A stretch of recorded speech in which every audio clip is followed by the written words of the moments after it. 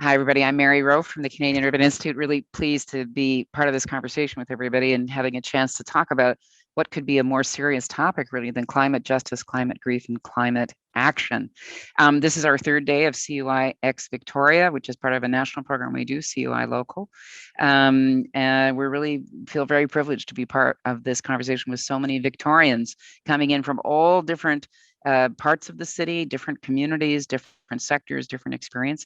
This is, as you folks know, but for our national audience listening, this is the traditional territory of the Lekwungen speaking peoples, specifically the Songhees and the Esquimalt. And we have been appreciative of the respectful conversations we've been able to have across all sorts of differences and dealing with what the truth requirement is to have reconciliation, what the legacy of colonialism feels like for people and operating in urban environments where we know that we've perpetuated all sorts of colonial practices that have left people excluded and not feeling that they had their full access to all the benefits that a urban life would offer. So we're really appreciative that this is a moment in time. We've all been in this COVID mode for 18 months, but there are all sorts of topics that are challenges that precede COVID, and now they've become worse. And as we start to emerge and imagine what urban life is going to be like going forward, this program is really critical to us to be able to hear across the country. And so we have many people coming in from across different parts of this region, but also across the country to listen. This is important for us to also have intergenerational dialogue. We've heard a lot about this here in Victoria, so I'm appreciative that today is this session is a perfect example of intergenerational dialogue. We have a mix of ages and stages here. We're particularly keen to hear from the young folks young people who are going to talk to us about their perspective of these challenges. We do have closed captioning available for people, so if you want to get that to be visible to you, go down to the bottom of your screen and you can elect to see it, then you'll be able to see what people say. Please participate in the chat and put up questions there. You can also tell us where you're listening in from or something about what your perspective is. And any questions you've got, throw them into that chat. I'll watch them, and so will the other people on the call, and we'll make sure that we have a chance to respond as best we can. These sessions are always recorded. Part of what we find is that people want to go back and listen, and also people that can't tune in because this is a still work day for lots of folks in different parts of the country. They might want to listen in the evening or on a weekend. So don't get too nervous about that. You know, it's the old story. Whatever you say goes on tape. But we appreciate people taking the time to be really candid with us and open with us about what their views are, and that we have a respectful conversation, which means that I may periodically intervene if I feel like someone's had too much time. If we need to go to somebody else, sometimes I do that. But often I don't have to, because we're all pretty good at knowing when we've had a chance to say something, to let somebody else say something too. So I think I'll just start, if I can, by asking people just to go around. It's a bit like Hollywood Squares. You guys are too young to know Hollywood Squares, but somebody old like me, Trevor, you probably know Hollywood Squares. It used to be a television show where you could, oh, he doesn't, there you go, where you could go around and you would see 9 faces like this. This is my childhood speaking. So I'm going to do Hollywood Squares, which means the squares that I can see. And I'm going to ask each person just to identify quickly who they are and maybe tell us where it is that you're located, so that we get a chance to get a sense of what's the environment around you right this minute. This is really brief, just your name and where you're located. So Colin, I'm going to go to you first. Introduce yourself and just tell us. I know you're located in a beautiful spot. I just don't know where it is. So Colin, you first. I'm currently in Michigan, and you can see backyard in the background. Yeah, hello.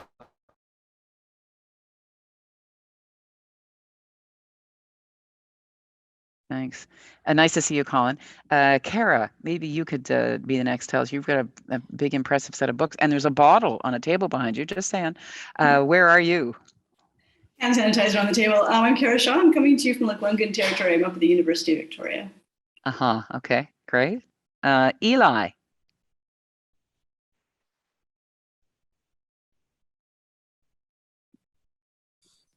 You got to unmute. There we go. Sorry, I'm usually do keyboard shortcuts and they're not working right now.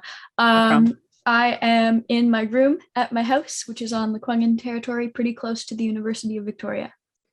So you're a hop, skip, and a jump away from where Kara is, apparently. Welcome. Melina.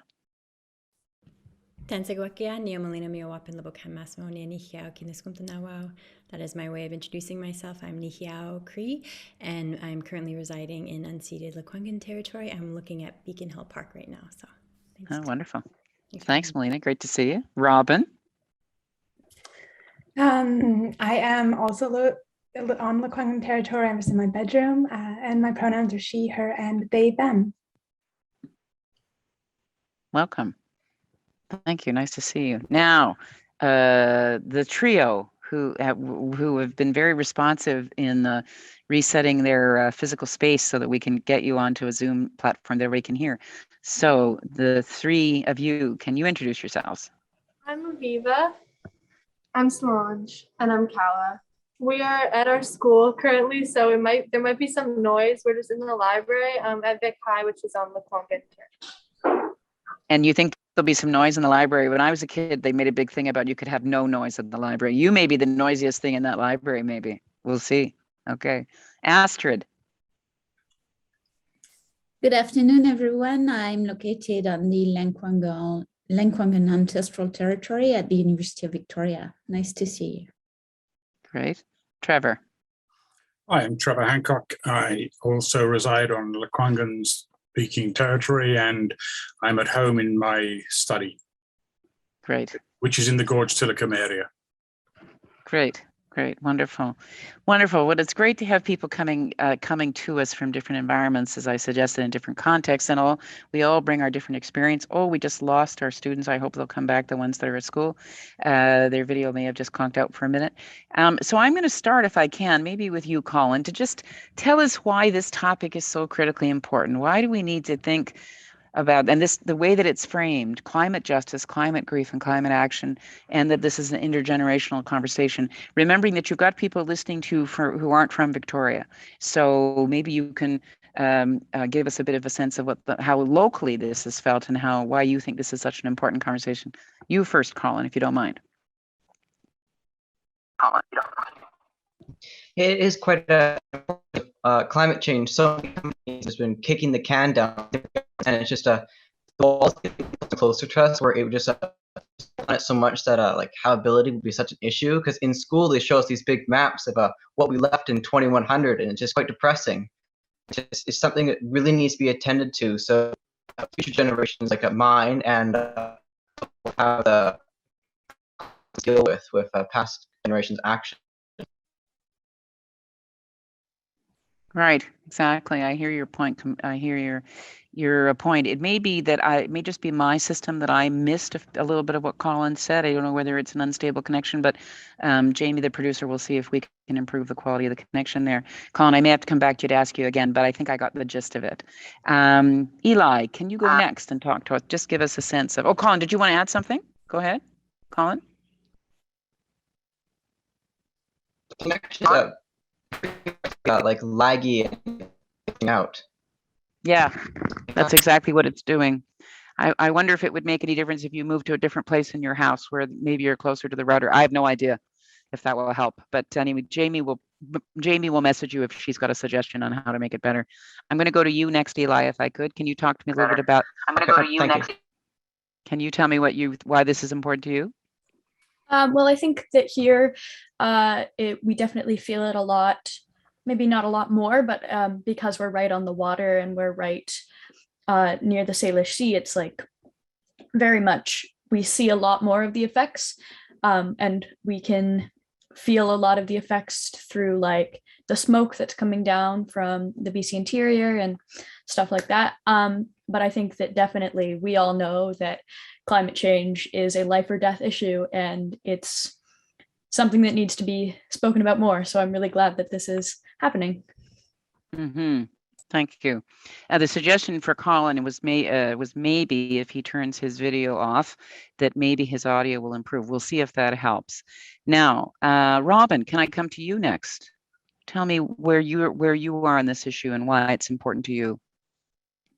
Yeah, totally. I think similar to what Eli was mentioning, just we are feeling the effects, and I think also just recognizing that the climate crisis disproportionately affects people. So we think about like houseless populations and folks who are facing different class struggles and abilities and all those different intersections, it's really relevant and prevalent that folks are disproportionately impacted by the climate crisis, but we are all also just impacted by like air quality and everything. So yeah, it's kind of all of a piece, isn't it?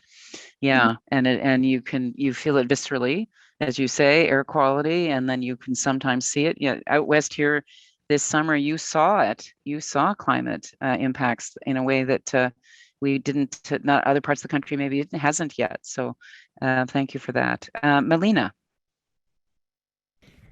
Well, as an Indigenous person, I was born in a reserve called Little Buffalo in northern Alberta, and that is in the heart of the Alberta tar sands. So we have been noticing impacts to the land through, what we call environmental racism or neocolonialism, resource extraction that's happening on our homeland. So my first time on a blockade was when I was 7 with my family and my community, and I've just inherited that fight. So I think as Indigenous peoples, we've been very aware of the issue of climate change. We might not call it climate change in our communities, but it's something that we've been fighting in land protection, and that's why we see a lot of frontline Indigenous land defenders, myself being one of them for the past since my whole adult life. And so we see it as a big issue, and obviously being from the tar sands, climate change, it's the #1 greenhouse gas emitter in the country, and it's connected to all of us through the tentacles of the pipelines that come out here to the West Coast, which we have been fighting for many years. And also here, I'm looking at the ocean as well, and you can see the tankers more and more. And so just the impacts are everywhere. And I think before we saw them more in our communities, but now everyone is seeing them. So that's kind of how I view climate change now. It's just become so much more visible, hasn't it? And even COVID itself, the extent to which COVID could actually be seen as an impact of climate change and how the disease became so viral so quickly. Yeah. Okay. Now it looks like Calla, Solange, and Aviva are on the move. I was about to ask them to tell us a bit about their perspective, but they are relocating and being very responsive to trying to get the internet connection to work best. Are you seated now, gals? Are you in a place where one or three of you could tell us a little bit about why this is important to you? Who wants to go first and just move the phone a bit so that we can get on the camera, whoever's speaking? Go for it. Who wants to go first? Okay, yeah, sorry, we're just having some pretty bad connection issues. Yeah. So kind of moving around. But yeah, I think like this issue is probably important to a lot of people, right? That's why everyone's here, I'm guessing. But I think especially seeing the effects all around, like living in somewhere like Victoria, where you like with the forest fires all in BC, it's like I feel like especially now we're really seeing the effects, and it's hard not to be affected by it. I'm so sorry. There's a lot of sound. I'm really sorry if this is. It's okay. We can hear you. We're hearing your voice first, so that's important. No problem. Keep going. Yeah, I think it's such an important issue, especially since it obviously affects our futures all so much, and to see the effect all around is just really like it makes it so important. And yeah. No. Go ahead. Pass the mic here. Whoops. Yeah. Okay, go for it. And just remind us your name each time. Could you remind us who you are? My name is Solange. Okay, Solange, go. Yeah. So I think climate change is such an important issue. Like, in the last few years, I've been taking more action about it and just like taking it more seriously and trying to inspire others to do the same, because like I think like climate depression is so real as well right now, and like so many teenagers are suffering with it, because I think the feeling of like hopelessness is really communal right now, and like not knowing how we can save our futures, like especially school, like what are we working for? We could be out there doing more.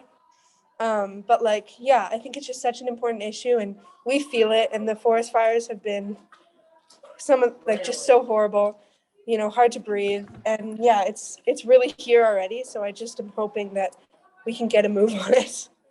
Yeah, it's added an element of urgency, hasn't it? And I hear your comment about climate depression. We had a session earlier today with the very beginning, actually, about some youth perspectives, because there was a session last night that was closed just for young people under 30. And we talked about that, if young people who generally tend to be hopeful, because they haven't had they haven't had lots of years to turn them into cynics. If they lose their hope, then what happens? Okay, who haven't we heard from there?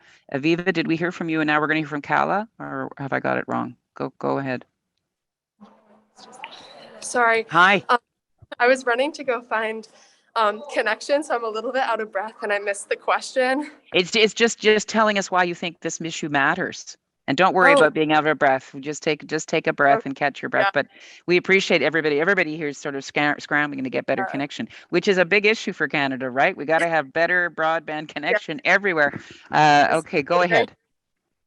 Yeah, I mean, for me personally, this is like the biggest issue, ever, because it threatens all of our livelihoods, especially for young people, because our future depends on it. And right now I'm in grade 12 and I'm making life decisions about what to do with my future. And climate change has played a huge part in that.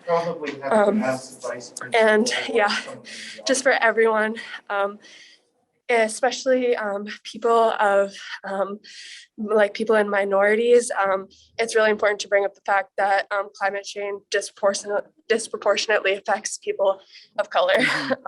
It just affects us so much. Right, thank you.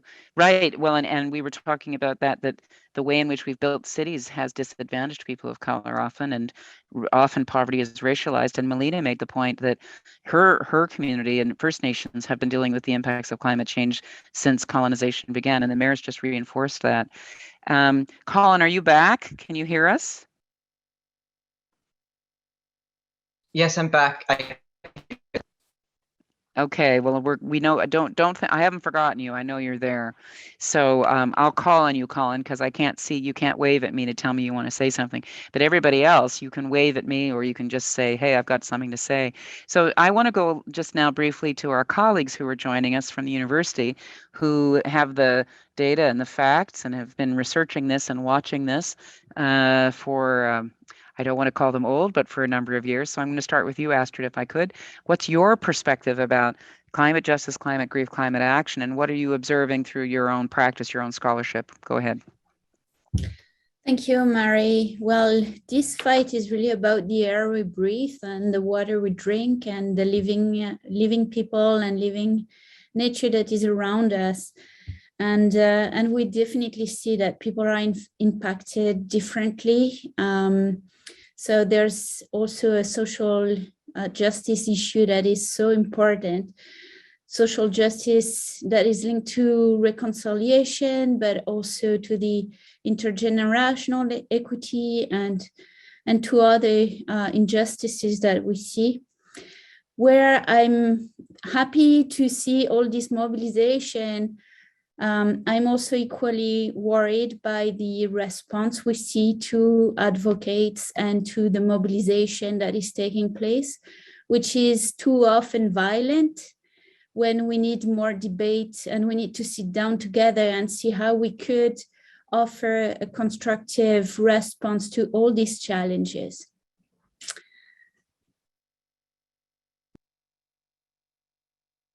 Thanks, Astrid.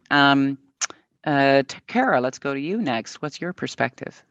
Yeah, well, I've been researching and teaching about environmental issues for a couple of decades now. And last fall, in fall of 2020, everything just landed in a completely different way, I think, for me. We were gathering online because of COVID. We were coming through a period where we just had this incredible youth mobilization in the form of the school strikes that was really sort of stopped in its tracks, also to some or shifted mode due to COVID. And I was sitting in classes with students like Robin, 50 or 30 or 50 students, and we were sitting here together trying to think about these issues with the smoke outside, with people not being able to breathe. And I felt like everything that I was doing needed to pivot, and we needed to pivot and put, not try to include youth in building our solutions, if you like, but pivot to put youth concerns at the center and offer youth whatever they needed. Although I would also add to that, that I think we need to offer youth what they need in terms of what they want, and we should build the future that they want and give them the resources that they want.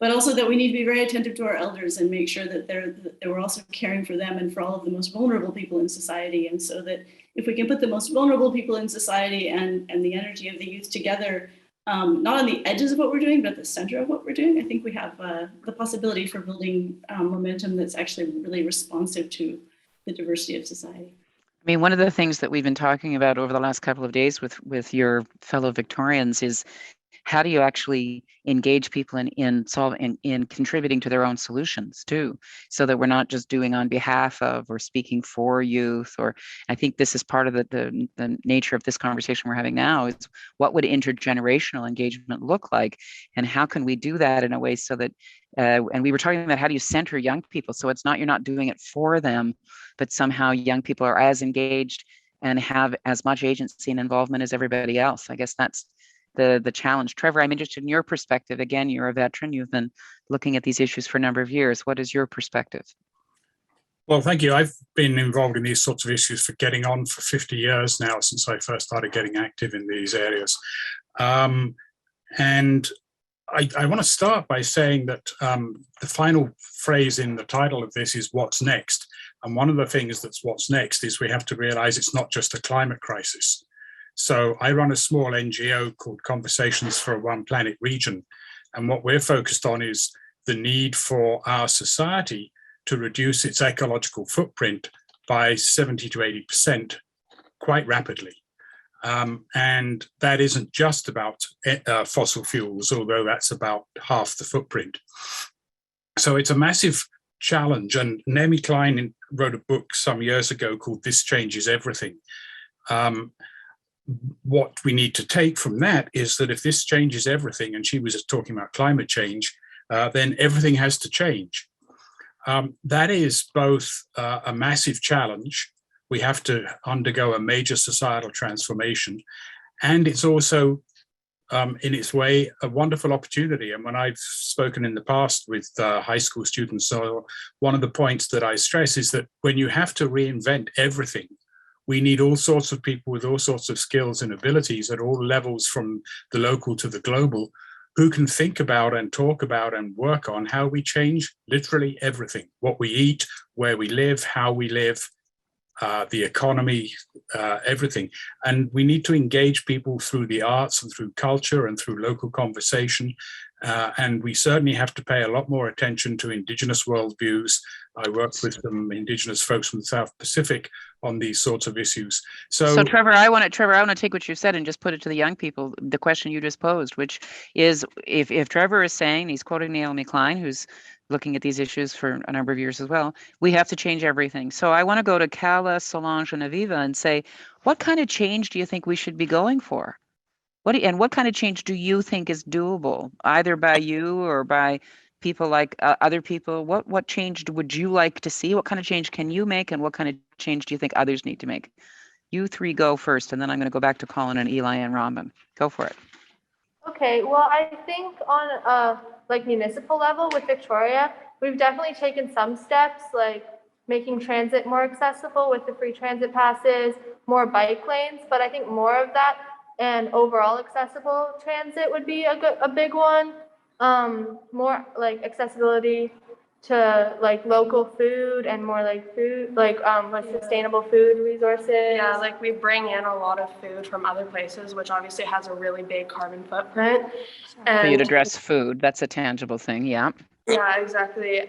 There's like a lot of different levels and ways we can take action. Like there's levels on a personal level, things that we can do, make sure that we support sustainable companies, things on a municipal level and provincial and everything. So I think it's kind of a difficult question to answer just generally, but on a municipal level, I think, yeah, like food and accessible transit and transit, yeah. Go ahead. There's a lot of waste going on that's like, you know, like huge corporations or companies like Whole Foods and Save-Ons that just waste so much of their food, and there's people still going hungry, and it's just like bad in all the ways. And, you know, I just think it's like whatever we're doing, like it's not enough. So what we can do is do more. And like, yeah. Go ahead, keep going. You're on a roll. like, we could have more gardens in the schools. We could use, we could like really push students to take action more like through schooling, because we have like, they have us for 6 hours a day, right? Like if there was more in the school system to actually, help for climate change, because at the end of the day, if our climate's not okay and the planet's not okay, like none of the rest matters. So if we put that first for everything around us. Yeah, part of what I'm picking up there is this comment that you said, or one of you said earlier, about climate depression. That if one of the ways to deal with depression is to see if there are some tangible things that you can do. Colin, I see some nodding heads. Colin, I think you're trying to say something, and then I'd like to hear from Melina, who has been immersed in these issues and has it all around her and has multi-generational engagement in this. Go ahead, Colin. Do you want to say something? It's quite unfortunate how there's so many great ideas and innovations that are coming out in the world, but because it's still in the early development stage, they're not profitable, so they don't get enough investment into it, meaning that they just get bought out, put on the shelf, or die out. So we're losing quite a bit of solutions just to how our economic system has evolved around that. Boy, that's an important point. So we've got to try to find a way to get more financial resources available to cultivate those early ideas, as you're suggesting. And you made an interesting point that they get bought out. So I think you're all coming around a whole kind of a holistic approach that involves business and the financial system and personal engagement and all the different ways. Melina, what would you add on to that? I see you nodding. What else would you add in? I mean, we have to keep governments accountable and not have subsidies continually go to the fossil fuel extraction we've seen repeatedly for decades. And then also reinvestment into the, renewable energy systems, transition technologies. I wanted to mention too, a TV show that we recently made that people can watch on Aboriginal Peoples Television Network is called Power to the People, and it's about implementation. So actually, instead of just talking about the issues, what are communities doing across the board and across this country? Indigenous communities, like we have hundreds and hundreds of renewable energy, food security, eco housing projects that are happening, but nobody knows about them. And it's just kind of like, it's like we're repeating the wheel. And I feel like it's such a kind of like a waste of time sometimes, because I feel like not necessarily learning from what's already happening. And so that's why I just wanted to say, like, it's definitely worth watching Power to the People. And it's also about decolonization, reconciliation, all of the things that I think I'm so happy to be on the call with the young folks, because like when I was growing up, we didn't learn about any of this. So it was a completely invisible issue around colonization, residential schools. I'm the first generation. My dad's whole side went to residential schools, and like it was so silencing, and it was isolating, and it was horrible because people just blamed our communities for our own issues, even though now we know it's colonial policy and genocidal policies that actually have detrimentally impacted our communities and torn apart our social fabric. And I feel like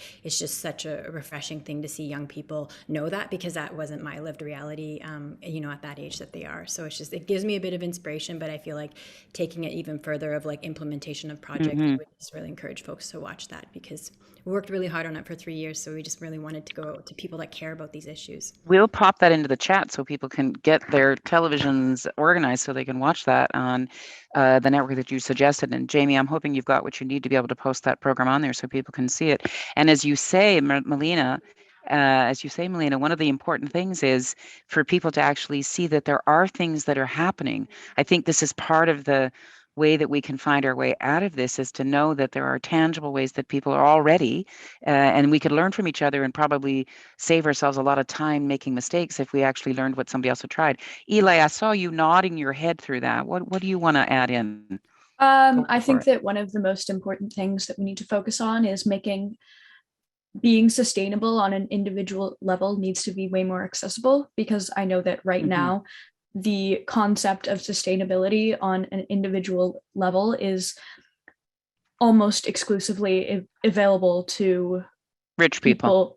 Rich people or non-disabled people. And I think that it really we need to make it more accessible, so that we really just need alternatives, because as much as people love to talk about how great it is to have a reusable coffee cup, people can't afford to have a reusable coffee cup. And it's like, people talk about shopping sustainably, but sustainable fashion and sustainable food is so much more expensive and way less accessible to people with dietary restrictions. Or I know a lot of disabled people, they have to buy fruit that is in plastic because they can't cut their own fruit. And I think that that's like something that we need to think about more.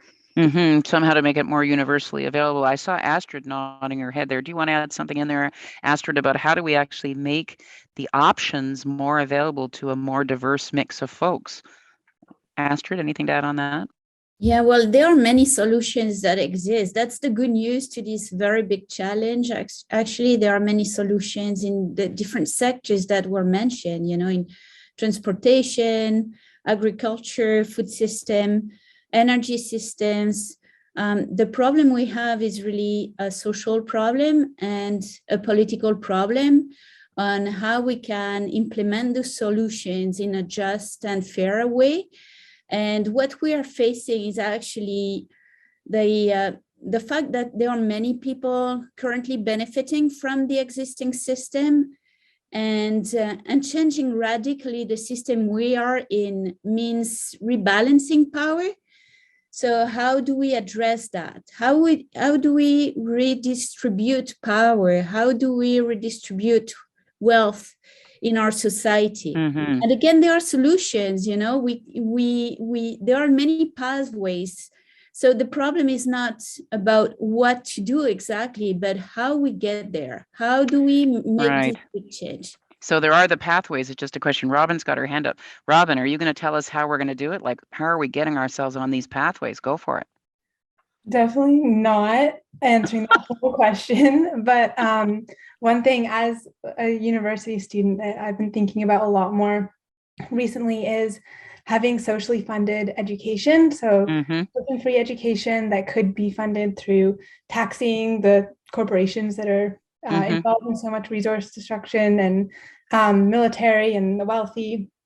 And that would make it more accessible to everyone and begin dismantling class barriers, which are ultimately racialized.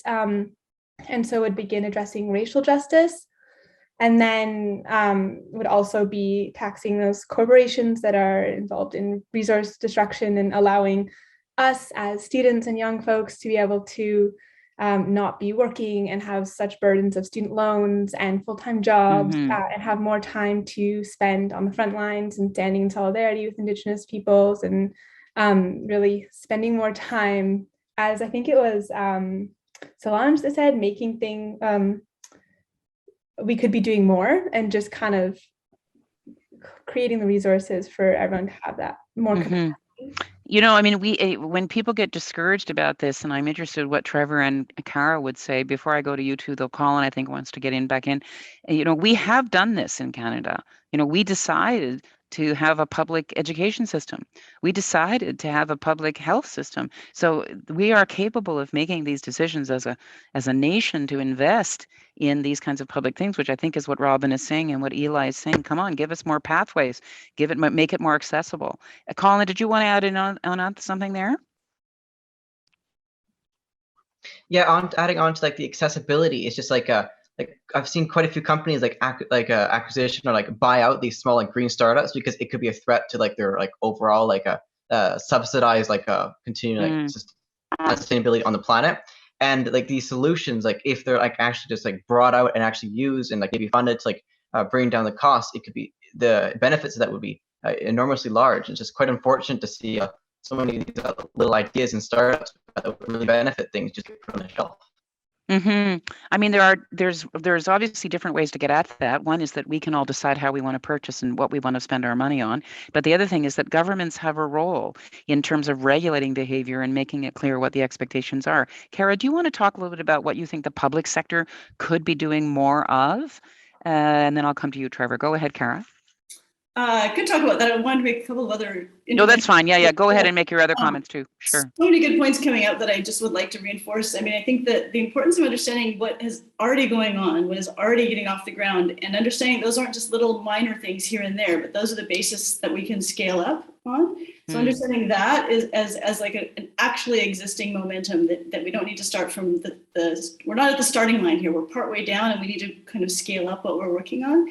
And at the same time, understanding that the big switch that needs to happen is the one Astrid was just talking about. We need to shift from individual solutions for individual people to collective solutions that we're working on together. And the importance of us working at a community, at all scales, but at a community scale, building those collectivities to push for structural change that makes it easy for everyone to behave in a sustainable way, and then figure out how to leverage public institutions to make those changes happen.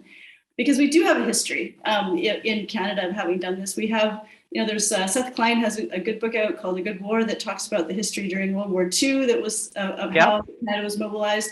There's a ton of good books coming out actually right now that I could recommend loads of books.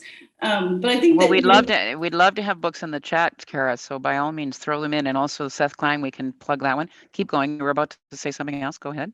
Lost my train of thought there, but I think that there's a blossoming of possibility here. But institutions like the public sector needs to be held accountable. Institutions need to be held accountable, and they need to hold the private sector accountable. And that's only going to happen with collective mobilization. It's only going to happen if we really build those lateral relationships.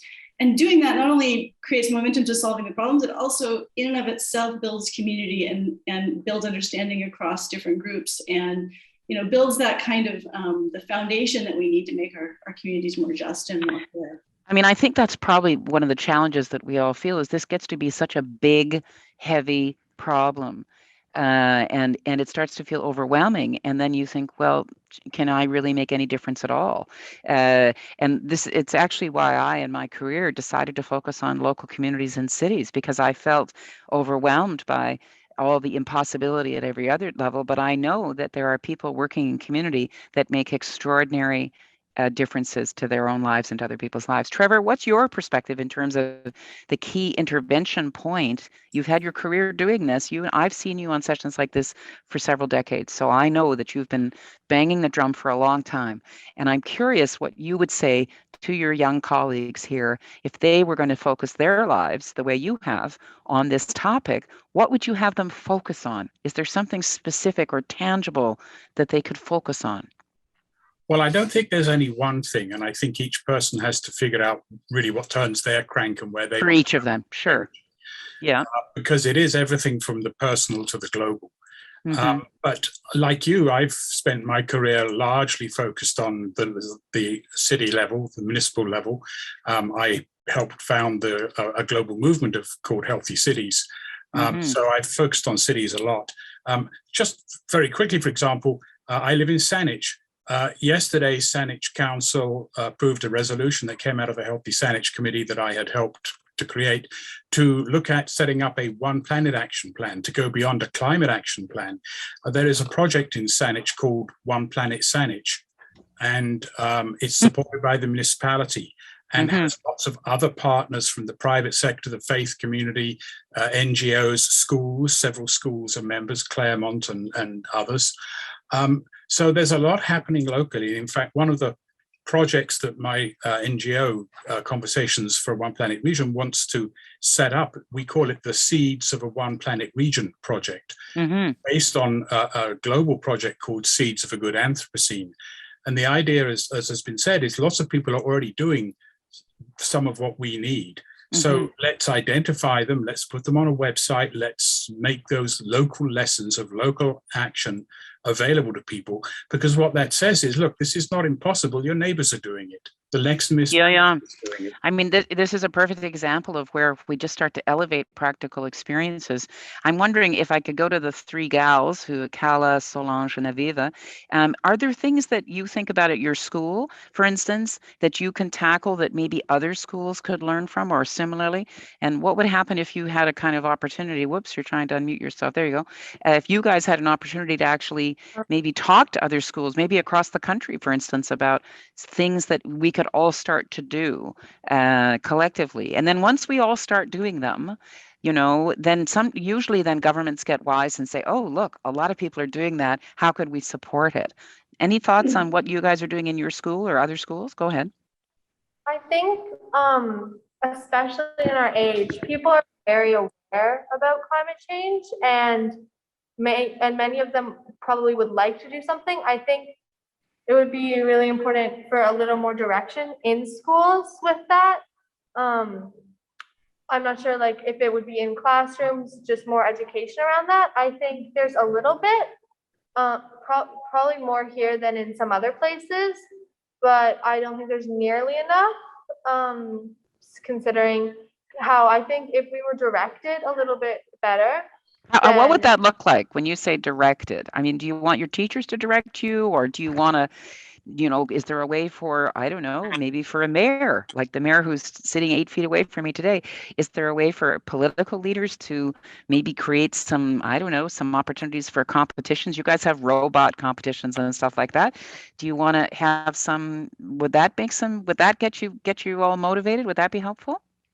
I think, well, for us, like 3 of us and are quite motivated with this. Like we go out searching for opportunities to learn and we go out searching for things we can do, but not everybody is like that. No, So maybe just, or, oh, this is happening, you could do this. Or especially I think like with like environmental science and climate science, like there could be a lot more of that maybe being taught in schools, because obviously the scientific aspect is a huge, like is a massive part of it, and understanding that is a very big first step, is understanding the science behind it.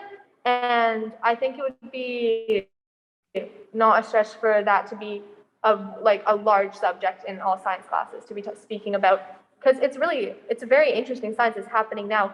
How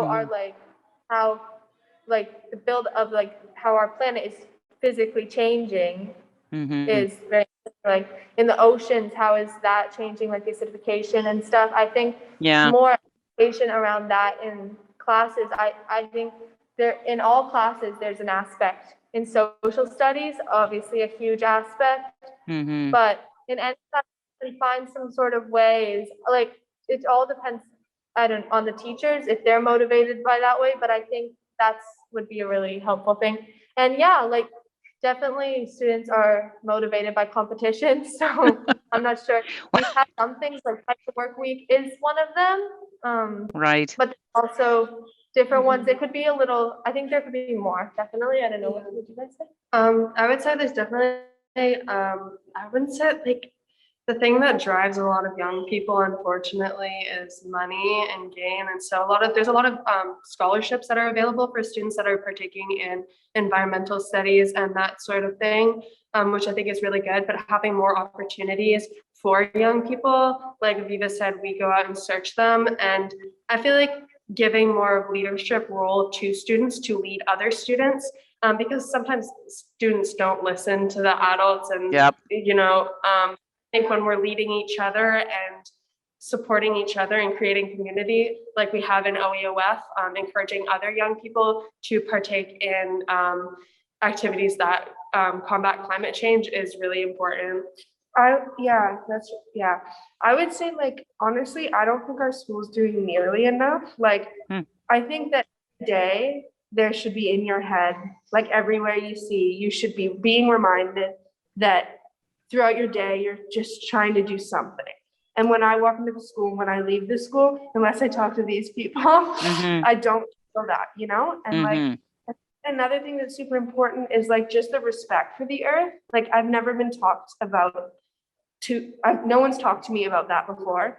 And I feel like if we as a generation like had a love for the earth itself, not for just how it'll affect us, but just a caring for the earth, it'd be so much easier to inspire everyone to do something, because we're never talked about just like how beautiful it is and how much it has and how all the different creatures and things like this, and we're protecting that. We're not just protecting the earth, like this idea, like just really talking more about that in schools, I think would be so important. And having more like student-led stuff and just like making it a bigger thing, so students don't have to go looking for it. It's like right there, because the amount of people who just say, whatever, like it's gonna happening no matter what. Yeah, you'd like it to just be much more every day. And I'm wondering if Melina can help us with this, because again, it's in the Indigenous orientation. What you're talking about, what I just heard you calling for, is something that's completely integrated in Indigenous life. Melina, thoughts from you in terms of how to close that gap and have more Indigenous values be embedded in the curriculum? Thanks also for all the books. Everybody, this is a fabulous book list. All of you now need to take 3 months off and just read these books that have been put into the chat. And we need every teacher to put them on their reading list. But Melina, thoughts from you on how we could actually create better collaboration or easier collaboration to have indigeneity integrated into this curriculum? Thoughts on that from you, and then I'll come to you, Trevor. Sure. Yeah. I think it is about having an intergenerational exchange, and then also having a cross-cultural exchange. So having Indigenous elders or Indigenous peoples go into the school systems and teach our teachings, but making sure that it's reciprocal, because we don't want to replicate extractivism, where it's just the constantly taking over our stories, taking over our land, taking over our children. Like, we need to figure out what is reciprocity in the society that we now live in, because, you know, our medicines are going extinct because people just want to burn sage all over their house. So it's just like, we need to figure out what is reciprocity in this cross-cultural understanding, and not cultural appropriation, but cultural respect and understanding. So I just want to say that. But I do think, like, it is so important to have an Indigenous perspective, an Indigenous way of knowing and being in connection with the land, and reciprocity, but also understanding that when 150 years ago, when colonizers or settlers came and colonization started, the land was in, quote, pristine condition, because Indigenous peoples had this reciprocal relationship of love, respect. And that's why you see literally Indigenous peoples putting their lives on the line, because that is our responsibility to protect Mother Earth. And so, you know, it is exactly what she's talking about, is that these are our teachings. You know, like, I was taught these things from a very young child. My dad was taught them by my kukamumusum and my chapan. And so it's a long line and lineage of these teachings that are just so integral of who we are. And we always want to teach that. But I think it's just understanding as well that they're like, and that's why we say land back, or that's why we say, like, responsibility and jurisdiction and co-management, or, you know, Indigenous land management, because we know the intricate ways in which, because we have the connection, we have the relationship with the other, we know, four-legged ones, one-legged ones, trees, winged ones, like fish nations, like all of the ways that we see our relations, we don't see them in a hierarchy. And so I think that's the thing of understanding the sacred hoop, as we call it. And so there's a lot of teachings that can be taught, you know, in the educational system that I think aren't. And I think that's why we have the climate crisis, because people aren't climate literate, people aren't energy literate. And so I'm just, again, so happy for the young people, of, like, just hearing them talk about all these things, because it does give me hope. But I do also understand the despair, and do also feel the despair, because, and I think the last thing I'll say is around, like, healing justice, and ensuring that there's places and spaces of healing, even within Victoria, or in connections with, you know, ensuring that there's healing spaces for BIPOC people as well, to create safe spaces of healing for climate grief, for all of these things. Because, you know, if we think about Fairy Creek, you know, an hour and a half down the highway, of all these people being completely traumatized and brutalized, and what support is there for them when they come back into the cities? And that's why one of my organizations, we like fundraise to be able to give healing justice funds to folks, because they are completely traumatized at this point. So I feel like there's a lot that kind of simmering under the surface, but I'll stop there. Well, no, that's great. And actually, you're echoing Astrid's point that we know the pathways. It's just a question of how do we rebalance the power so that people have choices to get access to them. Okay, Trevor, you've had your hand up. Okay, go for it. Thank you. So I want to link the themes of despair, hope, and action. And hope, a friend of mine had defined hope in a way I really like, which is it's the maintenance of positivity in the face of adversity. And I think that the antidote to despair is hopeful action. It has to be action, and it has to be hopeful. I just want to link that very directly to what was being said by Carla Solange and Aviva in particular about school action. If you go to the One Planet Saanich website and look at stakeholders, you'll find there are 5 schools involved with One Planet Saanich. Claremont Secondary, Reynolds Secondary, Mount Doug Secondary, Colquitt's Middle and Royal Oak Middle Schools. And 3 of those in particular have published One Planet action plans on that website. So you can find the One Planet action plans for for Reynolds, for Mount Doug, and for Claremont. So you might want But to. here, what we'll do, Trev, we'll get those put up, and maybe somebody can put a link in the chat onto One Planet Saanich, so people can look them up. Carry on. So I suggest that you look at those schools, and there are many others, but those are the ones I know of, that have actually got plans about how to reduce their ecological footprint as a school and as part of the community. Because schools aren't just schools. Schools are embedded in community. Sure. And link the school and the community, and there's a reciprocal relationship there. What happens in school goes into the community, what happens in the community comes into the school, and you can use that to generate. It's a kind of virtuous circle. It can be, as you say, and communities are anchors, and they're part of that civic commons. We've not got that much time left, gang. So what I'm going to suggest, I'm going to go to each of you for one action, one tight action that you think you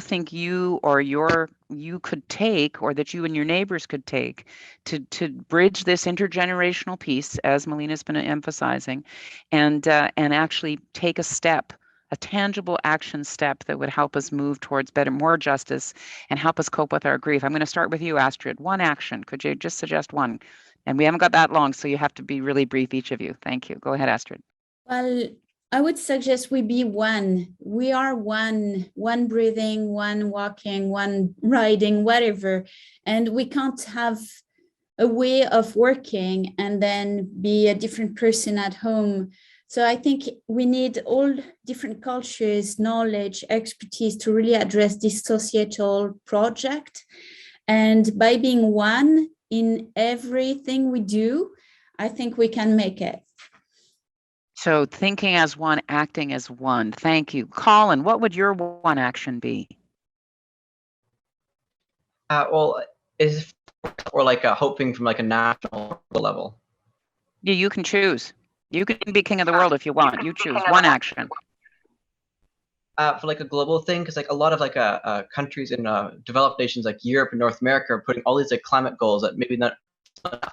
But then what about the other nations who do not have the means to be able to achieve that, like many African nations in South America or some Asian places? The means to make that transition, and yet they're also some of the largest polluters. A global system for everybody to move forward to a greener way of life rather than just the wealthy countries. Right. So you want one action that's going to stitch together the global south and the global north in some kind of concerted effort. Thanks. Got it. Okay. Robin, what would the one action be that you'd advocate for, or that you can take? I think having like critical thought promoted in our K-12 and just really empowering students to question everything and think critically about things that have been normalized, like colonialism and capitalism and patriarchy and white supremacy, and think about why they've been normalized and how, and yeah. So you tackled the curriculum. You tackle it right at the core. Okay, get on that. All right, Kara, what would one thing be that you're going to focus on? Go for it. Like Astrid, I would emphasize a way of being, I think, to start where you are, listen, learn, share, and then push yourself to be uncomfortable. I think that the changes we need to make are going to require that we become uncomfortable. And so pushing into that discomfort together can really build the strength and the relationships that we need to take action wherever we are. Trevor, what's the one thing you would emphasize? One action. Can you pick one? I don't know. I'm going to challenge you. I don't know whether you can pick one, but I want you to pick one. Yeah, we've got to talk about this with each other, with our family, with our friends. Right now, we're not talking about it. We may be talking about climate action, but we're not talking about the rest of the global ecological crisis. We're not talking about reducing our ecological footprint 70%. So we need to have a serious conversation about the change we have to make as people, at the human scale, at the human level, family to family, right? Okay, great. All right. Kala, Solange, and Aviva, each of you gets one thing. What's the one? Who wants to go first? You go. Okay. I think for me, it's probably truly putting our climate above profit, because I think there's a lot of talk about compromise with that right now, which is important. But for the last, forever, we've been putting profit above our climate. So compromise. Now we need to go beyond that to not have a balance, but to genuinely put climate before profit. Because obviously the sustainable resources you're going to use are going to be more expensive. There might, and Yep. with investment, the cheaper way is destroying the planet, just sucking as much as you So- can out for money. So one thing is you're saying you would, in your mind now, start moving in every decision you make, you're going to put climate above profit, right? Yeah. Okay, next to you, what's yours? Honestly, I would just say like having a more radical way of living, like kind of like one had said before, less like comfortable isn't going to cut it anymore. So like, Yeah, that's what Kara was saying too. Yeah, and what Trevor's getting at. A comfortable way of living and like actually getting stuff done is what I would say. Like always not looking for just inside your comfort zone, but Yeah. what can you out. Okay, last one, go ahead. For me, Yeah. I was just going to on to what Aviva was saying. My thing was going to be to focus on like putting climate over profit and holding corporations accountable for the destruction that they've done to the environment and to the people who live on those lands. Like as we know, a lot of corporations, they go into Indigenous lands and they take those sacred lands that they've been taking care of for millennia and they just absolutely destroy it and they leave the people there traumatized like we see up at Fairy Creek. So I would say like holding corporations accountable. Okay. And separating, that's what I would say. Okay. Yeah, and consistent with putting climate above profit, that's gonna challenge a corporation for sure. Thanks, gals. Okay, Eli, one thing. I think definitely everyone needs to educate themselves more on the intersectionality between all of the issues and climate change. I think that definitely, especially intersectionality between Indigenous justice and climate change, and disabled justice and climate change, and queer and trans justice and climate change is everyone needs to know more. It's all connected, eh? It's all connected. Last word to you, Melina. One thing to leave us with. I do agree with the mayor that she said earlier of climate action needing to be connected to decolonization. So it is inextricably linked to decolonization, that we actually need more than land acknowledgements. We need relationships with Indigenous peoples and communities and living in solidarity with our peoples as original stewards of the land. We need more than just words. We need action and we need land back. Right. Well, listen, thanks everybody. What a great conversation. What a great thing for the rest of the country to hear an intergenerational dialogue, cross-cultural dialogue, interdisciplinary dialogue that you've just had. So can I thank all of you for dealing with the tech challenges, Colin over in the rural area, the three gals that are in a classroom together. They've come back now, we're on a different angle with them. To Rob, so thanks everybody. Kala, Solange, Aviva, Colin, Eli, Astrid, Rob, and Kara, Trevor, and Melina. Thanks so much. And thanks for everybody in the chat who put so many good ideas in there and lots of good reading and lots of good resources. Just a perfect hour for us to be very thoughtful about how we're going to resolve climate justice, climate grief, and climate action. Thanks, everybody. And we have another session that starts in 2 minutes on inclusive economies, which is all going to be about putting climate above profit. So you led into it beautifully. Thanks, everybody, for coming on with us today. Bye-bye.